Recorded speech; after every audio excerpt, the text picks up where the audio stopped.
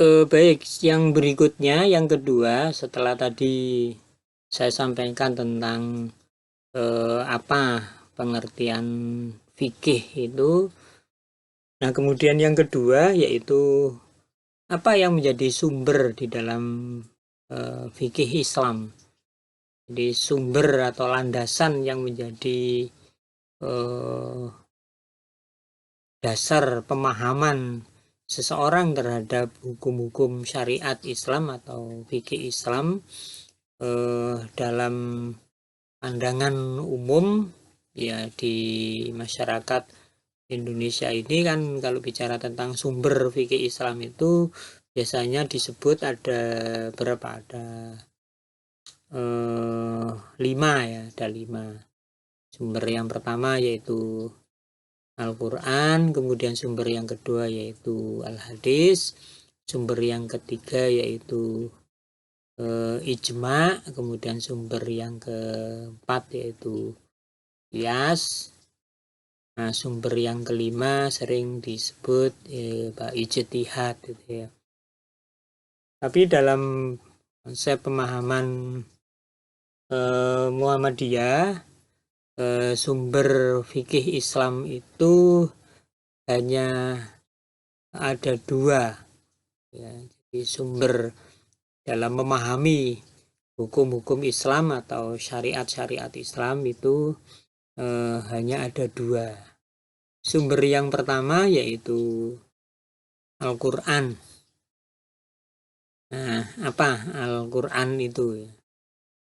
Kadang Anda kalau ditanya tentang Al-Quran itu apa, itu seperti sangat sulit sekali untuk menjelaskan Al-Quran itu apa. Kebanyakan mesti menjawabnya Al-Quran itu ya kitab suci umat Islam gitu. Nah, sebagai sumber fikih di dalam konsep ajaran Islam atau sumber hukum di dalam konsep ajaran Islam, maka Al-Quran itu harus kita pahami sebagai sumber dari segala sumber hukum. Al-Quran adalah firman-Nya Allah yang diturunkan ya kepada Nabi Muhammad Sallallahu Alaihi Wasallam melalui malaikat Jibril dalam bahasa Arab. Jadi kalau yang bukan berbahasa Arab ya namanya bukan Al-Quran gitu ya. Jadi Al-Quran itu hanya yang berbahasa Arab. Nah, kemudian di dalam Al-Quran itu ada kandungan hukum-hukumnya, yaitu ada perintah-perintah yang tentu perintah itu sifatnya wajib untuk dikerjakan, dan ada larangan-larangan yang tentu larangan itu harus ditinggalkan. Dan di dalam Al-Quran juga ada petunjuk-petunjuk bagi kehidupan manusia agar hidup manusia ini berbahagia ya, baik di dunia maupun di akhirat.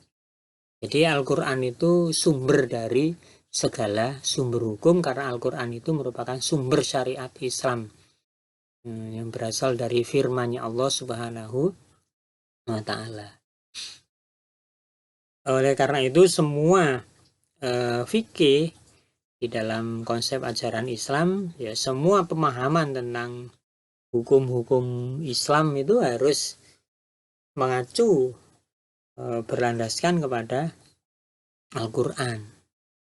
Jadi tidak boleh mengacu kepada sumber-sumber yang selain Al-Quran.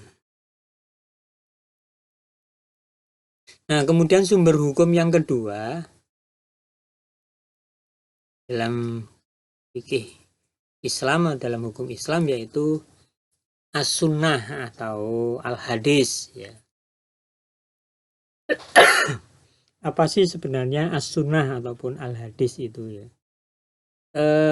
Memang ada yang menyamakan antara As-Sunnah dan Al-Hadis, tapi ada juga yang membedakan antara As-Sunnah dan Al-Hadis. Tapi prinsipnya yang namanya al-hadis itu, ya hadis itu kabar sebenarnya, informasi, berita tentang apa? Berita tentang kehidupan Nabi Muhammad Shallallahu Alaihi Wasallam. Nah, kehidupan Nabi Muhammad Shallallahu Alaihi Wasallam sehari-hari atau kebiasaan Nabi Muhammad sehari-hari, nah itu yang disebut dengan as-sunnah.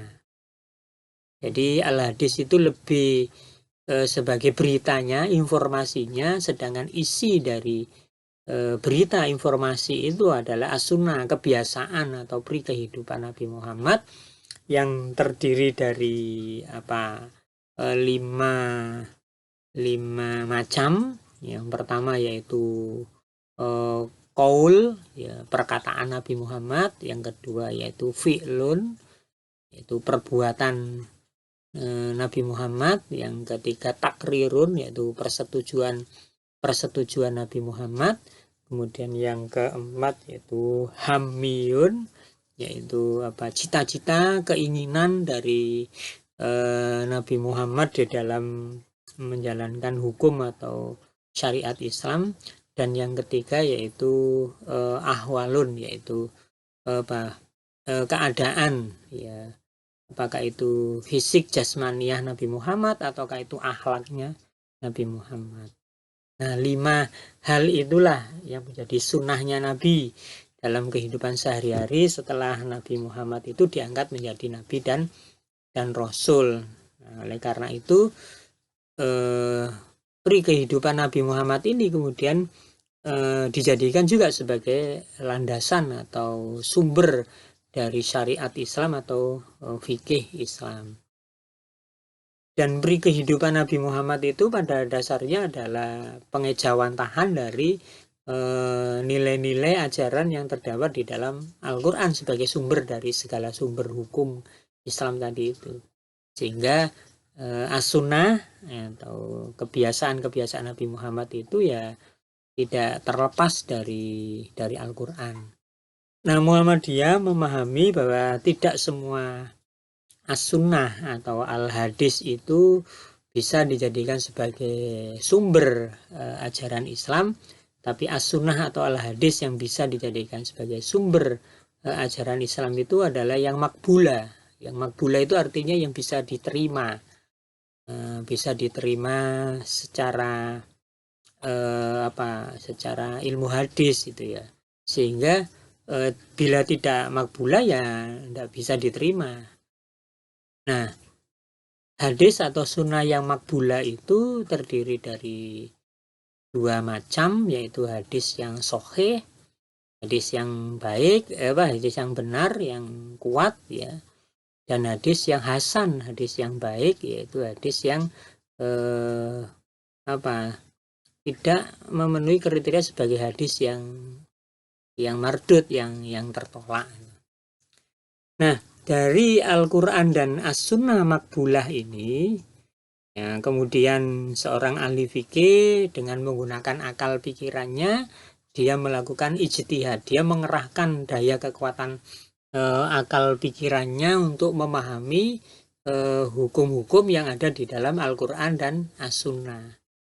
Nah, dia kemudian mengistimbat, ya, mengistimbat itu artinya menggali, mengambil hukum-hukum yang terkandung di dalam Al-Quran dan As-Sunnah. Nah, kemudian dia menghasilkan sebuah pemahaman. Nah, jadi itu ijtihad. Jadi ijtihad itu mengerahkan daya kekuatan akal pikirannya untuk memahami nilai-nilai, konsep-konsep hukum yang ada di dalam Al-Quran dan As-Sunnah, sehingga kemudian melahirkan produk ijtihad. Produk ijtihad. Nah, ijtihad itu bisa dilakukan secara person, yaitu para mujtahid dulu seperti para pendiri mazhab fikih, ya Imam Syafi'i, Imam Hanafi, Imam Maliki, yaitu mereka adalah mujtahid individu yang bisa menggali, mengistimbat hukum-hukum dari Al-Quran dan As-Sunnah, sehingga hasil pemikirannya itu kemudian menjadi hasil ijtihad.